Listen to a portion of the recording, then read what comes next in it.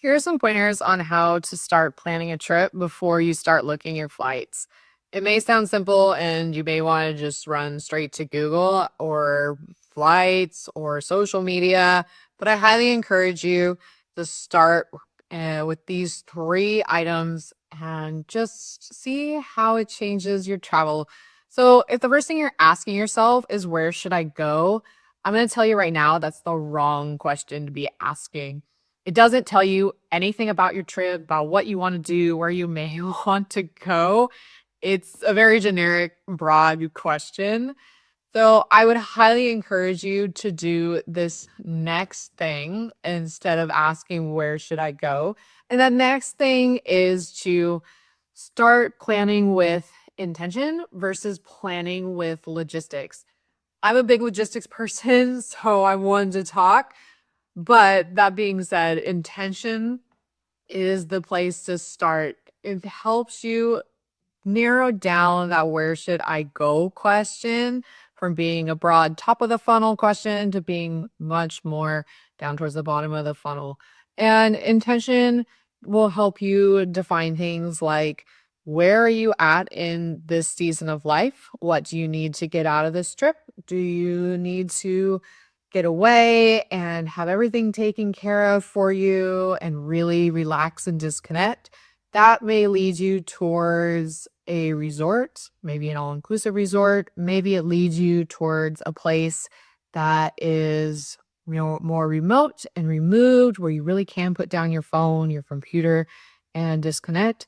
It doesn't necessarily have to be a beach. For some people, that disconnect comes from going to the polar regions. That sounds crazy, but it's true. Been there, done that. One of the best places I've ever disconnected was Antarctica. It's a little harder to disconnect now with all of these wonderful inventions like Starlink, but it's still possible to go down there and put your phone down. The same thing is possible if you go to a resort, or maybe you want to go to a place where you still have internet connection and you just want to vegetate with a drink and some sun and scroll. It's all up to you. It's something that you can do if that's what you want, but that intention of what you need really helps to define what you want to do. And maybe you're someone that just needs to go, go, go, and you love filling your days, but you just don't want to be home. There's plenty of places in the world to do that as well. But you can see how that starts to take that very broad question of where should I go and niche down and help define it. So, things you should ask yourself before opening social media and flights, everything that I just said. Um, Also, ask yourself a few of the logistic questions. I know that's crazy, but I definitely like to level set with myself about where I'm at in this season of life. And unfortunately, sometimes those logistics do come into play. There's things you have to look at, like budget. How much time do you have? If you have a 9 to 5, you may be limited on the amount of paid time off you have to take. So, simple things like that that you can write down, take notes of them, have them be there visual. Don't just have them be in your mind. Hold yourself accountable. Know exactly what you're looking for before you open flights and social media and you start to see all these beautiful, amazing pictures and videos. And you think, oh my gosh, I want to go do that. It's amazing. And then you look at the cost and you go, holy heck, I can't do that. Or you look at the travel time and you go, oh my gosh, I can't afford to lose a couple days in travel. I only maybe have 5 days off that I can take. So those are questions that I like to ask and answer before I start going down the rabbit hole of looking at the pretty pictures and the fights and the possibilities. And like I've talked about a little bit leading up to this point, travel changes based on the season of life you're in. I know over the years, the way I have traveled has changed. The types of trips I take has changed. Back in the early days, it was about getting away and seeing the world and broadening my horizons and just trying to get my feet under me and see some things. I think as I've gotten older, I've become a lot more intentional about my travels and really trying to focus on things that I guess are a bucket list item. I don't like talking about bucket lists. They're just not my thing. They're not for me. They are for you. By all means, use them as a place to maybe start. If it could be a better question than where should I go. I, what I'm trying to say is take stock of the season of your life you're in and take stock of what is important to you and where it is that you know that if suddenly you are not able to travel tomorrow, you well, maybe not tomorrow because we like to think that you've already gone on the trip. So, if you're not able to travel after this trip ever again, I would hope that wherever you chose was somewhere that was high on your list of places to go.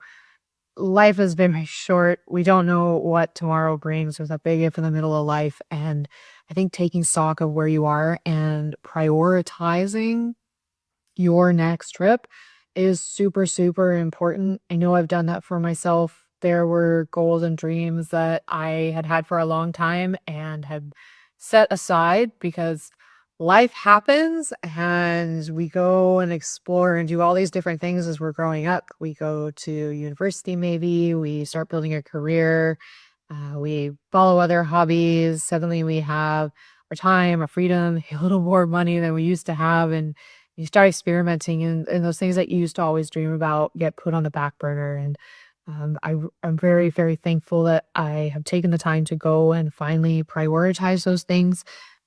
Examples for me would be catching the dream of seven continents. I can say I've now done that twice, which is still unbelievable to me. I can say I've been to Antarctica twice because of that. Antarctica was always a dream. It took me 18 years to get there.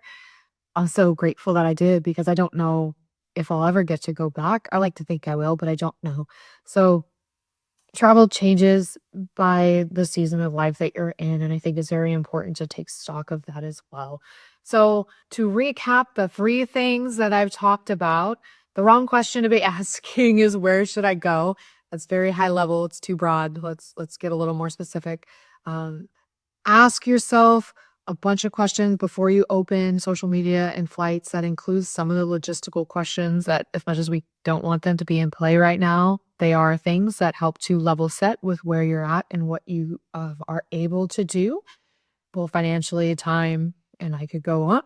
And then the last thing that we talked about is travel changes by the season of life that you're in. And I think it's very important to sit down and take stock of that as well and help that to um, not navigate's the wrong word, help that to, direct your choices that you make as you move forward in your travels.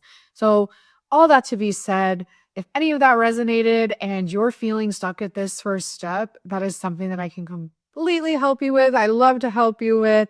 I love planning trips for people. I have done it kinda unofficially for people for a long, long time and have been encouraged for many, many years to officially start this. So, welcome to the beginning of that. And I'd love to sit down, have a chat with you, jump on my calendar, shoot me an email.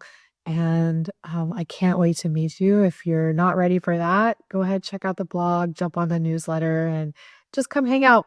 Got a lot of other stuff I've been talking about, travel and likewise. And I'm just excited you're here. And I look forward to continuing the journey with you. Bye.